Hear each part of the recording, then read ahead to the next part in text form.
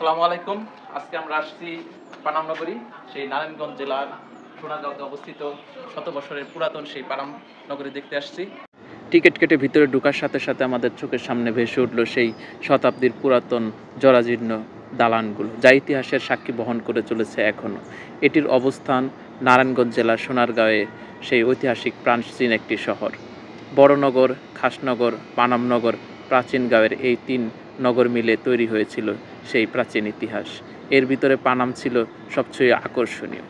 এখানে কয়েক শতাব্দীর পুরনো অনেক ভবন আছে, যা বাংলার 12 ভূঁইয়াদের ইতিহাসের সাথে সম্পর্কিত। সোনারগাঁওর 10 বর্গ কিলোমিটার এলাকা জুড়ে এই নগরীর অবস্থান।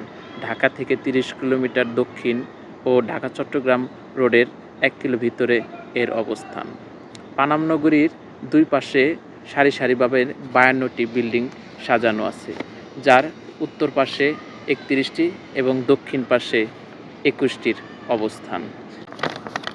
ভবনগুলোর কিছু একতলা, দ্বিতলা এবং তিনতলা।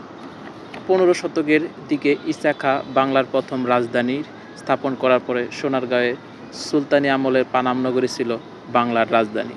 পানাম ছিল মূলত সে সময়কার ধনী ব্যবসায়ীদের বসত ক্ষেত্র। তাদের ব্যবসায় ছিল ঢাকা থেকে কলকাতা পর্যন্ত সুদূর। বাড়িগুলোর স্থাপত্যশৈলী দেখে অনুমান করা যায় এখানে মোগল এবং গান্ধার ও গ্রিক স্থাপত্যের মিল পাওয়া যায়। নগরের দুই পাশে 2টি খাল ও 5টি পুকুর ও অনেকগুলো কূপ ছিল। নগরের ভিতরে আবাসিক ভবন ছাড়াও আছে মসজিদ, মন্দির, মঠ, গোসলখানা, টাকশাল সহ অনেক ইতিহাস ঐতিহ্য। এছাড়াও সেই ইস্ট ইন্ডিয়া কোম্পানির নির্মম নীলের ইতিহাসের ছাপও এখানে আছে। তো সারাদিন আমরা অনেক ঘুরলাম, ইতিহাসগুলোকে খুব কাছ থেকে জানার চেষ্টা করলাম এবং আপনাদের সাথে শেয়ার করার চেষ্টা করলাম। ভিডিওটি কেমন লাগলো দয়া করে একটু জানাবেন, তাহলে উৎসাহ পাবো এবং ভবিষ্যতে আরও সুন্দর সুন্দর ভিডিওগুলো উপহার দেওয়ার চেষ্টা করব আপনাদের মাঝে। তো ততক্ষণ ভালো থাকবেন সবাই। শত বছরের পুরাতন প্রাচীন আমলের সেই শান বাদাই করা পুকুর পাড়টিতে, যেটা জৌলুসার এখন আগের মতো নেই, ভাঙাচোরা জরাজীর্ণ হয়ে গেছে।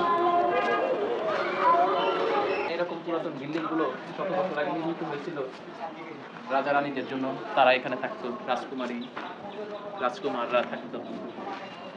এখন আর তাদের কেউ অবশিষ্ট নেই, শুধু এখন বিল্ডিংগুলোই আছে। পুরাতন ভাঙাচোরা বিল্ডিংয়ে আমি যেন হারিয়ে যাচ্ছি। মনটা একদম কেমন যেন হয়ে গেল। এরকম হাজার বছরে ইতিহাসকে ছুঁয়ে দেখার সৌভাগ্য হয়েছে আমার। আমি সবাইকে অনুরোধ করবো, একদিন হলো যেন এখানে এই নারায়ণগঞ্জের সোনারগাঁয়ের পানাম সিটিতে ঘুরে যায়, তাহলে সেই ইতিহাসকে খুব কাছে থেকে ছুঁয়ে দেখার সুযোগ পাবে। তো সবাই ভালো থাকবেন। আসসালামু আলাইকুম।